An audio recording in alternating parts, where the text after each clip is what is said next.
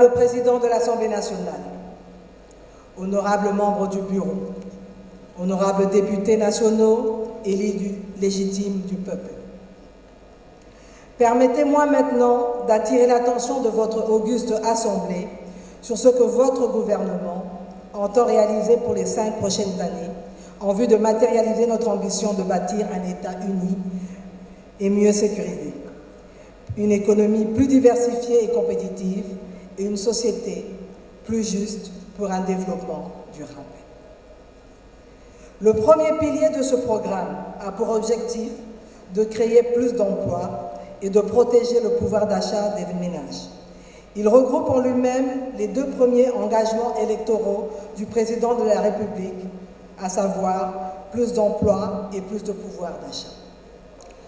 Honorable Président de l'Assemblée nationale, honorables membres du Bureau, honorables députés nationaux, dignes représentants du peuple. Comme vous le savez, notre pays fait face à une agression étrangère rwandaise qui a forcé des millions de nos concitoyens à fuir leur foyer, abandonnant tout ce qu'ils avaient pour chercher refuge dans des camps de fortune, dépourvus de toute assistance humanitaire adéquate. Ces hommes, femmes et enfants innocents sont confrontés à des conditions inhumaines, à la faim, à la maladie et au désespoir, alors que nous nous efforçons de trouver des solutions pour répondre à cette crise déchirante. Il est donc de notre devoir, en tant que nation souveraine et solidaire, de protéger notre peuple et de répondre à cette tragédie avec compassion, détermination et fermeté. Nous ne pouvons rester les bras croisés face à la souffrance de nos concitoyens. Nous devons agir rapidement et efficacement pour fournir une assistance humanitaire d'urgence, garantir la sécurité des personnes déplacées et travailler sans relâche pour mettre fin à cette agression étrangère et rétablir la paix et la stabilité dans notre pays.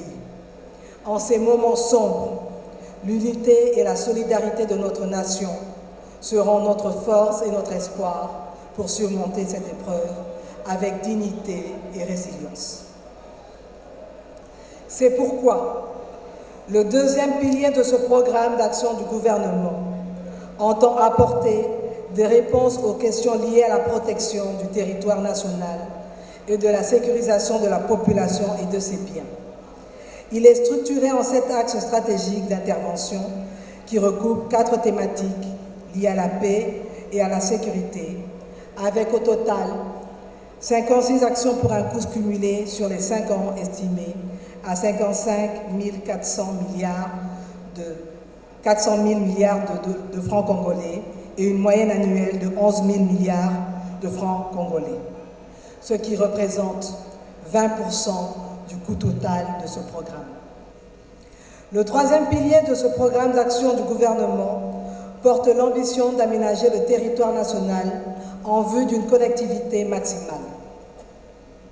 Il comprend au total 8 axes stratégiques et 41 actions dont le coût cumulé sur les 5 ans est estimé à 63 300 milliards de francs congolais et une moyenne annuelle de 13,8 milliards de francs congolais, ce qui représente 25% du coût total de ce programme. Nous voici arrivés au 4e pilier de notre programme d'action du gouvernement, consacré à l'accès aux services sociaux de base. L'accès aux services sociaux de base est un droit fondamental pour tous les citoyens et est un élément essentiel pour assurer le bien-être et la dignité de chacun.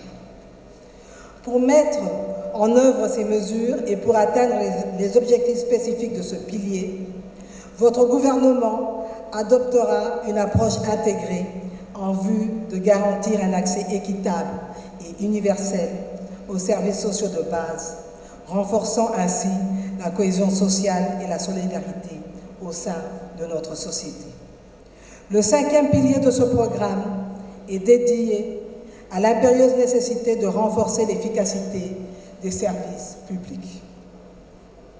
Dans cette optique, il est important de mettre en place des mesures et des pratiques qui visent à améliorer la qualité, la transparence, l'accessibilité et la réactivité de ces services. En mettant en œuvre ces mesures, l'administration de l'État congolais entend améliorer son efficacité